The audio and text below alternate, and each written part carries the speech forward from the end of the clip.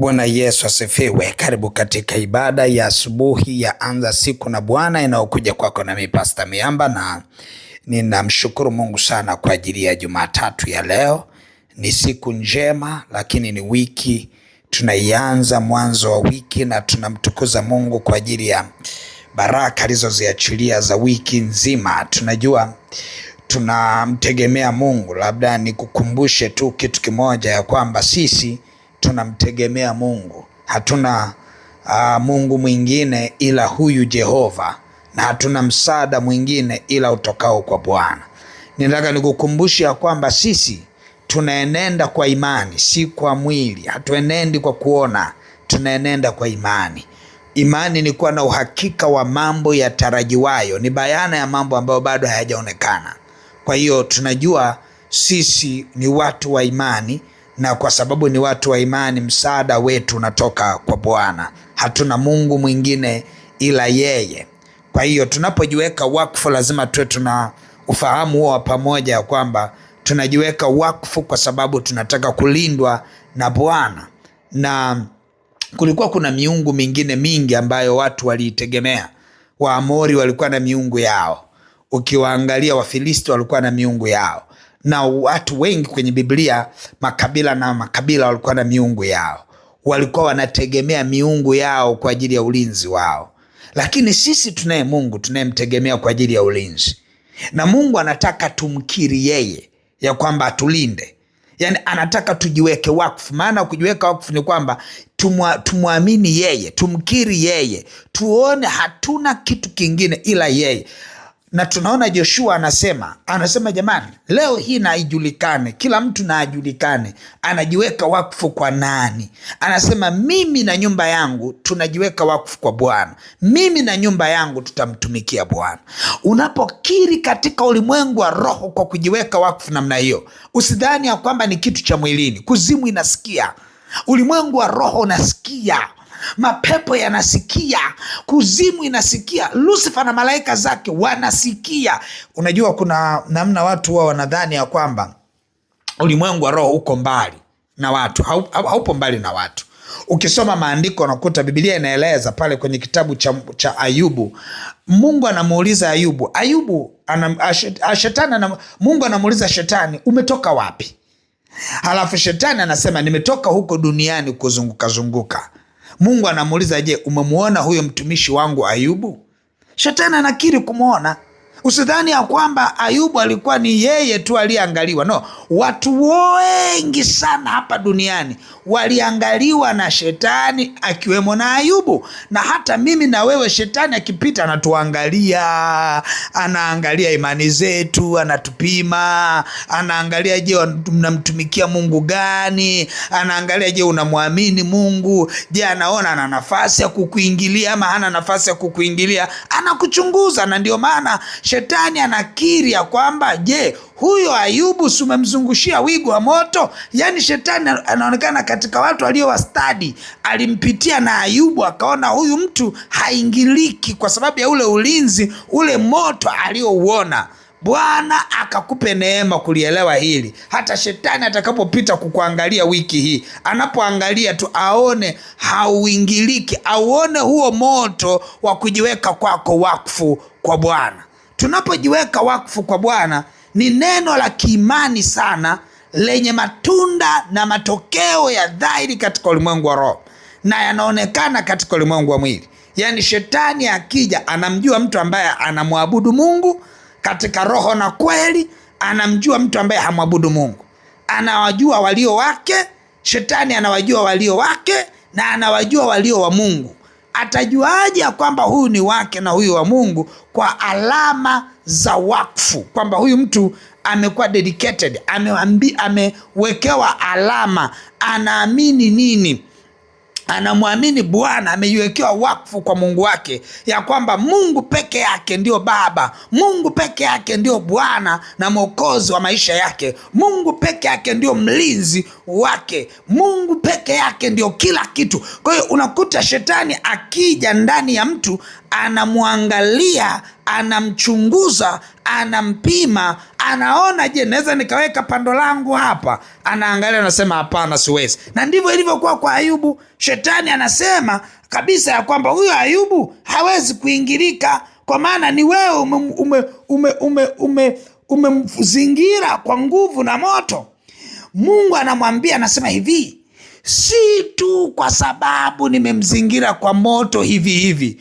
Ayubu amezoea kujiweka wakfu kwa Bwana. Yaani kati ya watu ambao walikuwa wanajiweka wakfu kwa Bwana kwa uaminifu sana, basi ni Ayubu. Ukisoma Biblia inaeleza ya kwamba alikuwa na tabia kwenda hata kuweka sadaka kila wakati, kila siku anaenda kuwatakasa watoto wake. Anasema yuamkini wametenda dhambi. Alikuwa akiwaweka wakfu kwa Bwana watoto wake, anawatolea sadaka. Anasema yuamkini wametenda dhambi. Hii ni kitu ambacho Ayubu yalikuwa ni maisha yake. Ukisoma ile Ayubu sura ya 1 utanielewa, labda nisome kwa manufaa ya wote. Biblia inasema hivi, mstari wa 1, ile sura ya 1. Palikuwa na mtu katika nchi ya Usi, jina lake alikuwa akiitwa Ayubu. Mtu huyo alikuwa mkamilifu na mwelekevu, ni mmoja aliyemcha Mungu na kuepukana na uovu. Kisha walizaliwa kwake wana 7 na binti 3. Mali yake nayo ilikuwa ni kondoo 7,000 na ngamia 3,000 na jozi ya ng'ombe 500 na punda wake 500 na watu wa nyumbani wengi sana. Basi hivi mtu huyo alikuwa ni mkuu sana kuliko watu wote upande wa mashariki. Sasa tunauona ukuu, tuangalie sababu zake. Nao wanawe huenda na kufanya karamu katika nyumba ya kila mmoja wao kwa siku yao, nao wakatuma na kuwaita maumbu yao 3 ili waje kula na kunywa pamoja nao. Basi ilikuwa hapo hizo siku za karamu zao ilipokuwa zinatimia, Ayubu hutuma kwao akawatakasa. Namna ya kuwatakasa ni sawasawa na kuwaweka wakfu kwa Bwana. Anasema akawatakasa, kisha akaamka asubuhi na mapema na kusogeza sadaka za kuteketezwa kwa kama hesabu yao wote walivyokuwa, kwani Ayubu alisema yuamkini kwamba hawa wanangu wamefanya dhambi na kumkufuru Mungu mioyoni mwao. Ndivyo alivyofanya Ayubu siku zote. Hasa tunaona hili tukio ni la nini? Hili tukio la kwenda kutoa sadaka kabla hawajatenda dhambi, hili tukio lilikuwa ni la nini? Ni tukio la kuwaweka wakfu kwa Bwana, ya kwamba yuamkini wamekutenda Mungu dhambi. Ninaiweka sadaka hii wakawe na alama yako, wasiipoteze alama yako, kwa sababu kama wametenda dhambi alama itapotea. Kwa hiyo Mungu anawaangalia, anaiangalia ile sadaka, anawaona watoto wa Ayubu kuwa wenye haki, kwa sababu tayari baba yake amewaweka wakfu kwa Mungu, ya kwamba hawa watoto ijapo watakutana katika karamu ambayo watashiriki, hawa watoto jambo lolote atakalolifanya likuelekee we Mungu wa kweli, na wawekea wakfu na sadaka ya kuwekwa wakfu, wanaiachilia sadaka. Akasema hiyo ilikuwa ni tabia ya Ayubu siku zote. Ndio sababu ya Ayubu kuwa mkuu sana katika ile nchi ya Usi. Alikuwa ni mkuu sana. Huyu mtu alikuwa ni mwelekevu, ni mcha Mungu na mwenye kuepukana na uovu. Huyu mtu katika ile nchi ya Usi, katika ule ukanda wa nchi ya Usi, alikuwa mkuu mno kwa sababu ya lifestyle yake. Mfumo wake wa maisha ulikuwa ni mfumo ambao ameutengeneza, kila kitu anakiweka wakfu kwa Bwana. Si wanyama wake, si watoto wake, si maisha yake, anajiweka wakfu kwa Bwana. Hii hali ya kujiweka wakfu kwa Bwana unazidi kuwa mkuu.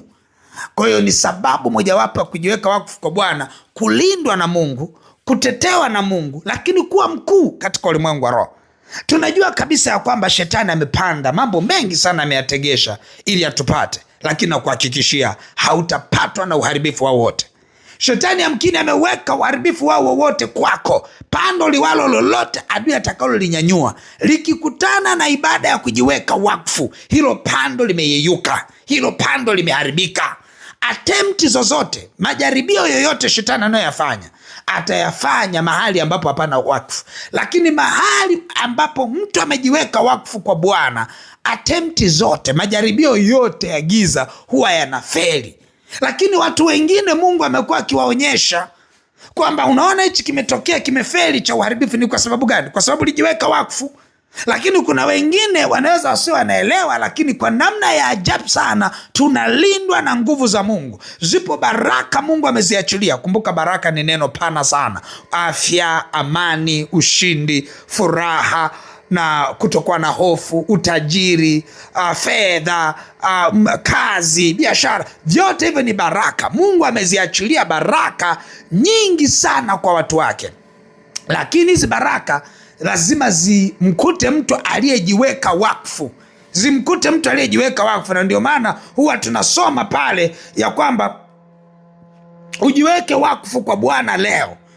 Tunaona maandiko yanaeleza kujiweka wakfu kwa Bwana ili mtu mmoja apate kubarikiwa. Ili mtu mmoja apate kubarikiwa ni lazima kwanza ajiweke wakfu kwa Mungu wake. Ili apate kumbariki Mungu lazima apate mtu aliyejiweka wakfu. Kwa tunaenda kujiweka wakfu kwa Bwana ili tupate kubarikiwa leo. Tunaona baraka hizo Mungu anaziachilia kwa watu wake waliojiweka wakfu. Kwa hiyo tunapoenda kuliitia jina la Bwana, tunapoenda kuliitia jina la Bwana na kujiweka wakfu kwa Mungu wetu, tunajua kabisa ya kwamba zipo baraka ambazo Mungu ameziandaa kwetu. Na kwa sababu zipo baraka ambazo Mungu ameziandaa kwetu, tunajiweka wakfu kwa ajili ya hizo baraka. Na Mungu alimwambia Musa kwenye kitabu cha Kutoka 32 mstari wa 29. Musa akasema, jiwekeni wakfu kwa Bwana leo, naam, kila mtu juu ya mwanawe na juu ya ndugu yake, ili wapate baraka leo. Maana yake nini? Zilikuwepo baraka zimeandaliwa kwenye hiyo siku, lakini zilikuwa haziwezi zikawafikia wana wa Israeli mpaka wajiweke wakfu. Kulikuwa kuna namna Mungu alitaka wana wa Israeli wajiweke wakfu ili wapate kubarikiwa. Kuna baraka huwezi kutana nazo wiki mpaka ujiweke wakfu. Kuna ulinzi fulani, kuna special treatment, kuna namna fulani ya upekee utaipata pale utakapojiweka wakfu kwa Bwana. Na ndio maana maandiko yanasema hivi, walipojiweka wakfu kwa Bwana ndio Bwana akawabariki. Kwa hiyo inamaanisha Mungu alikuwa anataka wajiweke wakfu kwa Bwana ili wapate kubarikiwa. Na unaona kabisa ya kwamba tunapojiweka wakfu kwa Bwana, shetani anachukia sana. Yaani anachukia mno. Na nikuhakikishie, hutaweza kumshinda shetani kwa akili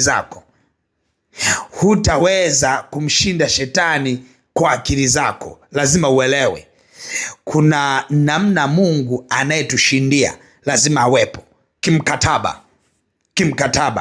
Na unapojiwekea mazingira ya kimkataba ya Mungu kuwepo, uwe una uhakika ya kwamba Mungu atakuja kimkataba. Halafu akija kimkataba, uwe una uhakika ya kwamba utahudumiwa kimkataba.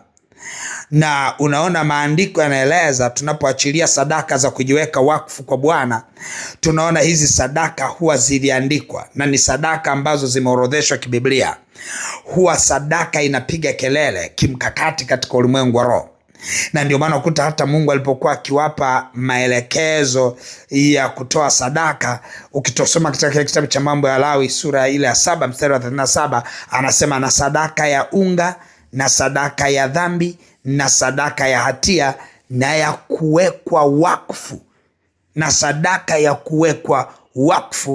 sadaka za amani. Moja ya sadaka ambayo ilitangazwa ni sadaka ya kujiweka wakfu. Kwa hiyo unaona, walipoisongeza mbele sadaka za kuteketezwa, zilikuwepo ni sadaka za amani, lakini pia ni sadaka za kujiweka wakfu. Unaona maandiko, ukisoma pia Kumbukumbu la Mambo ya Walawi sura ya 8 mstari wa 29, anasema, kisha Musa akakitwaa kile kidari, akakitikisa huku na huku, kiwe sadaka ya kutikiswa mbele za Bwana, na sehemu ya Musa katika huyo kondoo mume wa kuwekewa wakfu. Ilikuwa ni sadaka ya kujiweka wakfu. Kwa hiyo tunapoenda kufanya maombi haya, tunaenda kuachilia na sadaka za kujiweka wakfu kwa Bwana kwa ajili ya kubarikiwa wiki hii. Uwe una hakika mipango yote ya giza inaenda kubatilika. Twende mbele za Bwana. Baba mtakatifu, katika jina la Yesu Kristo wa Nazareti, Mungu aliye hai, tunakushukuru sana kwa neema uliyoiachilia kwetu. Tunajua kabisa ya kwamba unatuwazia yaliyo mema na zipo baraka ulizoziweka na kuziamuru kwa ajili yetu ndani ya wiki hii, na tunapojiweka wakfu tunaenda kutembea kwenye hizo baraka. Mungu aliye hai, tunajua pia na adui naye alipanga uharibifu, lakini hatafanikiwa kwa jina la Yesu. Tunajiweka wakfu kwako Mungu aliye hai, tukabarikiwe ndani ya wiki hii, tukalindwe na wewe ndani ya wiki hii, tukatembea kwenye ushindi wako ndani ya wiki hii kwa jina la Yesu Kristo wa Nazareti.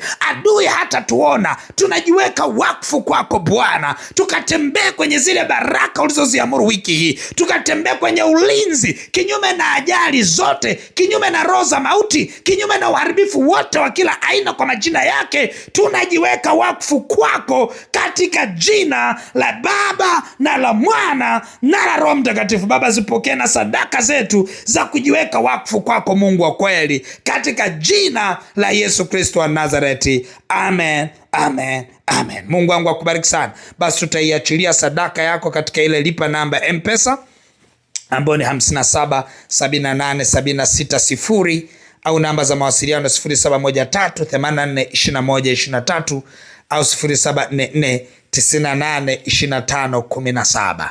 Uwe una uhakika hakuna nguvu za giza zitakazo kuona wiki hii, kwa sababu umejiweka wakfu kwa Bwana na utaenda kuziogelea baraka za Mungu wetu.